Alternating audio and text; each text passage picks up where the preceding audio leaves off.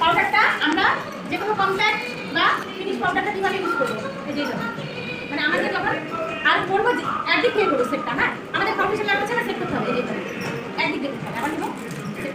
চলাম এবার এই সাইডে চলে যাবো এই সাইডে সঙ্গে গলার মুখ করতে হবে যেখানেই লাগাও ফাউন্ডেশন কিন্তু গলায় লাগাতে হবে মুখ করছে আর গলা লাগানো চলে না বলা এটা ফাউন্ডেশন নিলে স্প্যাচুলাগুলোতে আমাদের তারা যেটা দেখায় ওটা মুখটা কভার করে দিলে দেখো না তোমরা ছোট ছোট রিং রিং টাইপস ওটা এইভাবে দেখো